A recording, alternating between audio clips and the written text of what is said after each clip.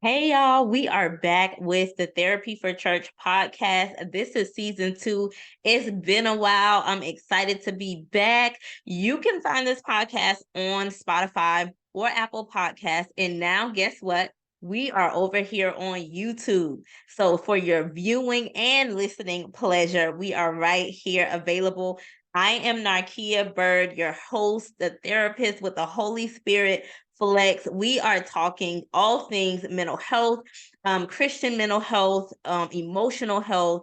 We are talking all of those things on this podcast. So listen, let me go ahead and just give you a little feel for what to expect in season 2.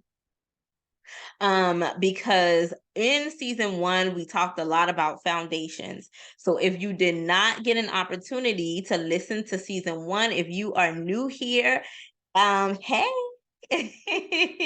you are surely invited. Welcome, welcome, welcome. But go back and listen to season 1 because we laid some foundations in season 1. And of course, I'm going to repeat certain things because, yes, repetition helps us. And certain things have to be reinforced, especially when we're talking about mental health and needs and solutions. On this podcast, we're offering practical solutions. And so I can get very clinical with certain things, and every now and then I go there, but this is not really the high level clinical portion is really not what this podcast is about. So I do some teachings and trainings that are more so clinical. I offer clinical supervision for professionals that want to be clinically licensed as a mental health, as a licensed clinical social worker, so that you can provide individual therapy, because I do that as well. But for the sake of this podcast, what we are doing is we are building you up emotionally. We are giving you solutions for some of the many mental health concerns that we experience. I don't want you to say this is not for you. And here's why. A lot of times we think that addressing or prioritizing mental health is for those that have mental health issues, air quotes. This is not for those that have mental health issues, air quotes, because when you think about what mental health is, and let me go ahead and give you my basic definition that I always share, it is your mental and emotional state of well-being. So anytime that we are struggling or having a health issue in the area of our mind, we have a mental health issue. Okay. This is an us problem and not a them problem. Addressing your mental health is an us problem. It's a you problem, it's a me problem, it's not a them problem. Okay. So that's one thing that I want to get you to understand and really put you in the mind frame of, because a lot of the things that I talk about are things that we deal with on a regular basis. It's for those of us that are leaders in certain areas. So it could be work related issues, family related issues, ministry and church related issues that we really can use to address some of these things. Okay. Now, yes, this is a podcast that is really centered, that really has a Christ focus. Okay. And so we're going to use script, we're going to share scripture, but we also have a clinical and practical focus, because the idea here and the understanding here is that we are spirit. We have a soul, our mind, our will, and emotions, and we live in a body. And so all of those components of us are serious and important and vital to our well-being. So we don't just acknowledge the spirit, even though we are spirit and we acknowledge this, our spirit beings, and we have to build up our spirit. But in the same way, we acknowledge that we have a soul. We have a part of us that is the center of our thought processes, our emotions, our feelings, those things that happen to us mentally. Then that is where that resides. So we got to deal with the soul, and we live in a body. And so we have to also address the humanity of a person and not just the spiritual component of a person. And so that's why we have this podcast. This is season 2. Like I said, if you have not, go back and listen to some of season one. Bring your questions, bring your comments. Now that we're on YouTube, that's a much easier way for you to share your comments. Also, follow on socials on Instagram at Narkia Bird and at Therapy for Church. On Facebook at Narkia Bird and at Therapy for Church. So, very easy to find me everywhere that you view and listen to content. Okay. All right. So let's take a seat. We're going to get started with episode one right now.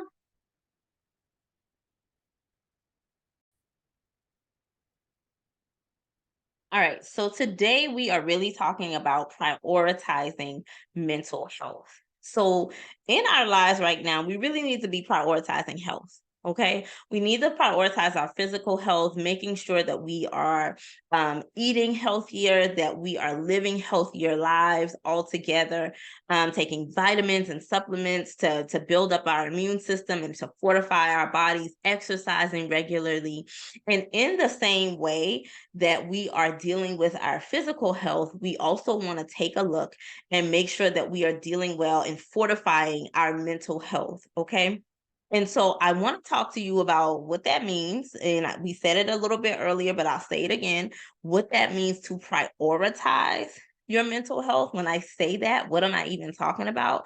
And then how do you actually do that? Okay. So when you prioritize your mental health, it means you place significance or you place importance on your mental state of well-being. Okay. On your mental state, you are placing significance. You're paying attention. Just like when you are looking at your physical health and you're trying to lose weight, you go to the scale, you check to see your progress. So it's the same thing when you prioritize your mental health, then you are evaluating, you are checking to see how well you're doing. You got some sort of temperature gauge to figure out it, is this, am I good? Am I improving? Am I right where I need to be?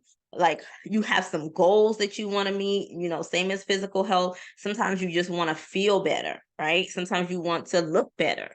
You have all kind of physical goals. And so the same way you want to have some mental health goals. And so I'm going to share with you today just kind of 3 ways of how and there's tons of ways of prioritizing your mental health, but I'm going to share with you 3 of them. Okay. I'm going to share with you 3 of them. Right. So the first one is to do self checks. Do self checks regularly. So when you go to the doctor, for us women, when we have our women's appointment, our annuals, they would all oftentimes do like a breast exam. And so this is where you feel around and check regularly just to make sure that everything is fine, that there are no lumps or any abnormalities there. So in the same way, we just want to kind of gauge and check to see how we are doing mentally. We want to figure out, how are you actually feeling? So when people ask that question, we typically say, I'm good, I'm fine, but is that how you're actually feeling? All right. How would you describe your emotional state of well-being? Where are you mentally? Where are you in your mind? It's kind of the focal point in your mind. When you think about some of the thoughts of the process, that what are some of the themes that come up in your mind? That's a way that you do a temperature check or that you do a self check of your mental health. All right. A good way to figure this out, if you're trying to figure out, okay, I'm trying to just check to see kind of where I am, a good way to look at this is to look at your responses. How do you respond to situations? How do you respond to adverse circumstances? How do you respond to things not going your way?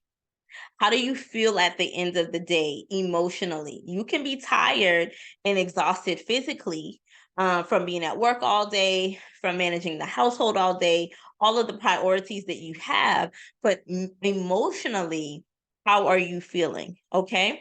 Now, the thing that we have to understand about our feelings and emotions is that they change frequently. That's why I always recommend, and we'll talk about this at some point, not to sit with your feelings, because your feelings change often. All right. And so we have to manage them well. We don't just sit with them and let them kind of do what they want to do. We actually manage them. We actually respond to them. Right. So when you are trying to gauge where you are, you want to ask yourself those types of questions like, how am I actually feeling? And really try to get to the bottom of that. Are you happy? Are you joyful? Are you excited? Are you, are you thriving? Do you feel like you are um growing? Right? Are you sad? Are you down? Are you disappointed? Are you overwhelmed? Are you frustrated? Right? So think about how you are truly actually feeling and think about how consistent that is when you are, get up and you try to have a hard morning and then you shake it off a little bit, then you can't say, well, I'm not feeling good because I had a rough morning. No, you shook that off. You dealt with that like you were supposed to, and now you might be good. So it's not necessarily a minute by minute evaluation, but it is an overall understanding of where am I? Where am I in my state of mind? So do self checks regularly. Okay. That is one way that you prioritize your mental health is that you actually think about it. You actually look at it. You actually ask questions about it. You actually do some measurements and some evaluations about it, and not just move on in your day to day, not really truly understanding or identifying how you're actually feeling. Because even if you don't think that you need to respond to anything, your responses throughout the day, how you deal with people, how you deal with situations, how you deal with your family, it's all going to come out at some point, right? So you want to be able to identify it and address it early. We got that? Right. Number two, the second part of that is the second part of prioritizing our mental health is to focus on your thought life. So scientists, researchers, they share that we have about 6,000 to 8,000 plus thoughts per day, right? So having all of these that just the average human being. So having this many thoughts per day, you have to really understand, excuse me, that you're going to have to filter some of these because it's too many thoughts circling in your mind. And you can just, kind of sit here right now and think about all the things that have crossed your mind and all the things that have come in and out of your mind throughout the day. Right. Some are going to be positive. Some are going to be happy. Some are going to be focused on things you have to do. Some are going to be stressful, whatever the case may be. But you have to filter those thoughts. You got to focus on your thought life. What is the primary center and focus of your thought life? You prioritize your mental health by focusing on and dealing with your thought life.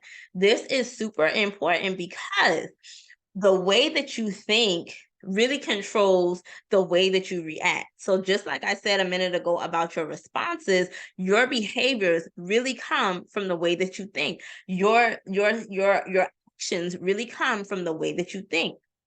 Your feelings and your emotions really come from the way that you think. Let me give you an example of that. You can be thinking about a situation and it can be made up. It can be a completely made up situation. It did not happen. You can be thinking about an argument because you want to address something with somebody, and this is the way that you think it will go.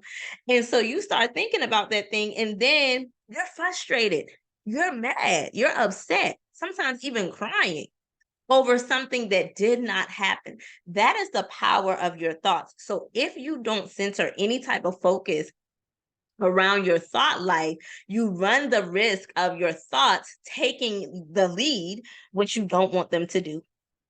You run the risk of your thoughts taking the lead, and then you are following behind and responding and as it relates to those thoughts that may not be in a positive space, right?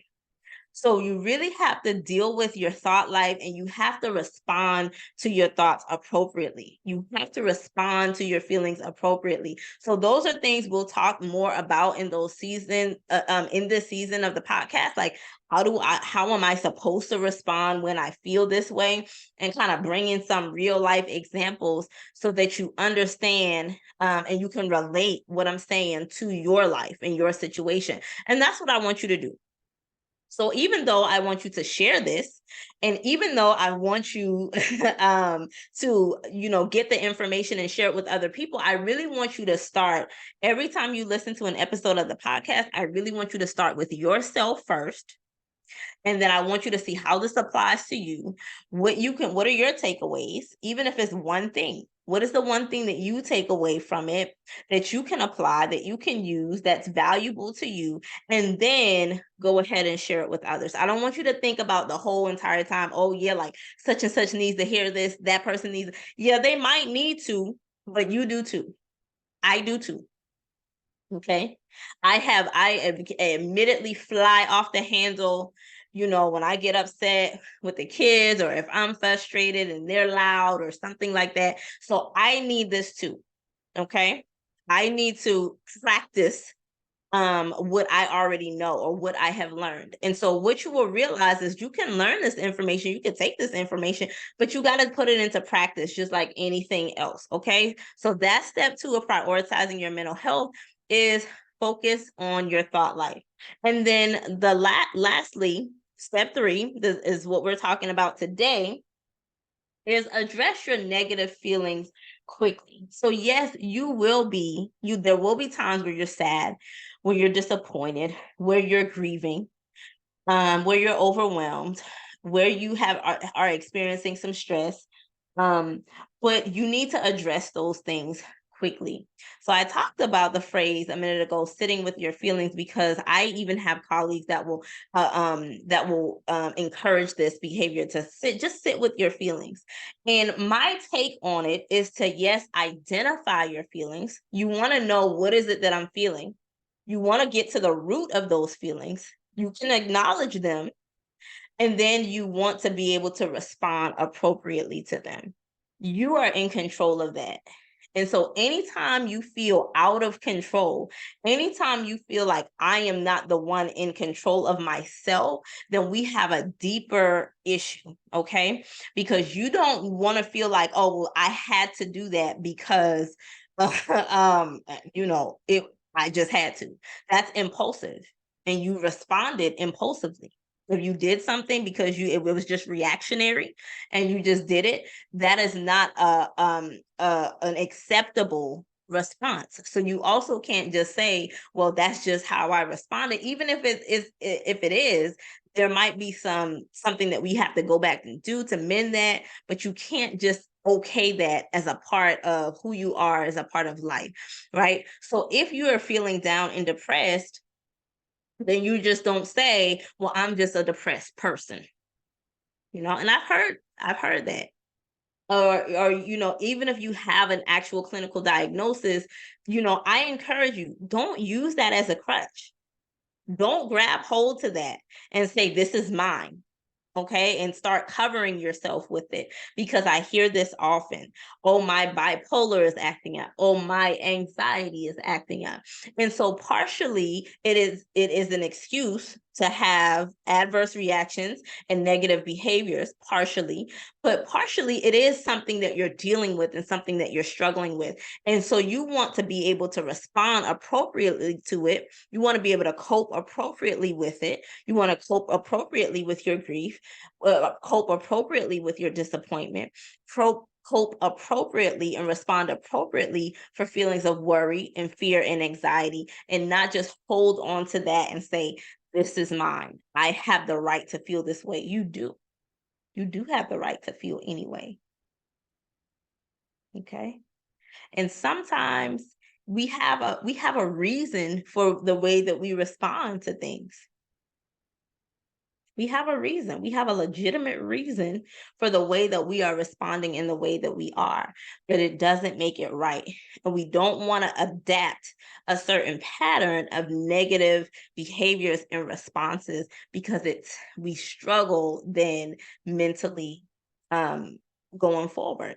We never really learn how to resolve it. We never really learn the solution. So every time a situation comes up, then we're responding in the same way. And what we want to do is be able to address it better so that the next time, because this is life, life be lifing. And so the next time you need to know how to better do it. Okay. So my goal is to help you to fortify your mind. Okay. Build up your mind, build a defense in your mind. So when in fact you deal with adverse situations and circumstances, you know how to appropriately respond. All right. All right.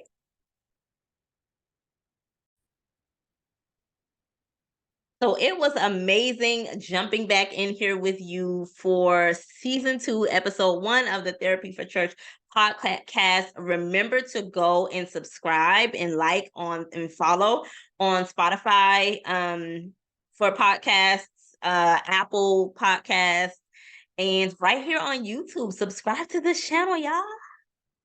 Subscribe to the YouTube channel so that you can get all the episodes right here for your viewing and listening pleasure. Make sure to share, and I will see you next time.